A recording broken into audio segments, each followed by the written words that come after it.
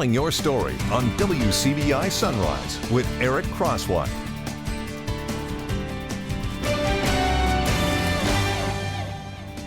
Welcome back, everybody. We're talking this morning with Dr. Mary Dozier from the Psychology Department at MSU and graduate student Branden Schaff. Good morning, guys. Thank you both for being here.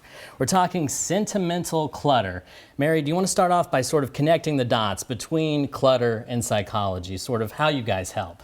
Yeah, absolutely. So we're running a program that was funded by the National Institutes of Health that helps older adults declutter. And one of the things that we've found is that one of the main things folks hold on to is things that are sentimental, right? Sure. Things that matter a lot to us. Unfortunately, holding on to all those things can get in the way of using our home and can actually lead to increased anxiety and depression. Yeah, having all that stuff sort of cluttered around you can interfere in other things in your sort of mental health, correct? Absolutely, yeah. Brenden, do you think because of the holidays, maybe it's more likely to add to that clutter, or maybe it's harder to get rid of stuff?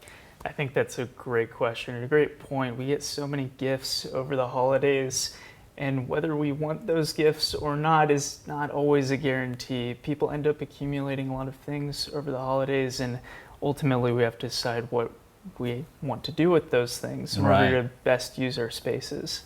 Yeah, and that's a very good point. Stuff that you might not necessarily have wanted or needed, but maybe just because they're a gift from somebody, that is that sentimental connection, and that can make it hard to get rid of stuff. Yeah, I love my parents very much, and they have awful taste in presents. But I appreciate the honesty. Yeah, my father one time gave me the most ugly clock ever, but I held on to it for years because of that sentimental value to it. Yeah, it makes sense. So when you guys go to somebody's home, what sort of things do you do to make it easier for them to declutter? Absolutely. So Branden's actually one of our primary assessors on it, and one of the things that we try to do is just really validating that we all have stuff we don't necessarily want to have anymore, and just really saying that you shouldn't have any shoulds around your objects that you have. I gotcha. It's okay to let things go. It's okay to. And Brenden, when you go to someone's home, do you feel like it's maybe more difficult in the beginning, but does it get easier over time, do you feel like?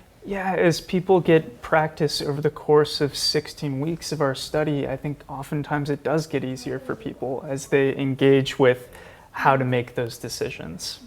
I got you. And someone over time that maybe isn't decluttering as they should, what do you feel like maybe are some of the downsides of that? What can happen if you have too much clutter around you? Yeah, we find that folks often have all these goals of how they want to use their home that they're not able to. So especially this time of year that people want to host their friends and family, and if you have clutter that can get in the way of that we talk with a lot of folks that say, I really want to have my grandkids over, but I can't host them because I don't have that guest room that's free. So we're trying to help folks reach those goals. I think embarrassment sometimes can be a part of that too. Absolutely. Mary, if there's anybody out there that wants some help from you guys, how do they go about doing that? They just have to give me a call. So I'm sure y'all will show my number, but it's 662-325-0523. And that goes straight to my office, and I'll chat with you and see if we can get you in. All right, you can find it through their website at MSU as well. Brenden, Dr. Mary Dozier, guys, thank you so much for being here this morning and sharing that with us. Thank you for having us. We'll be right back.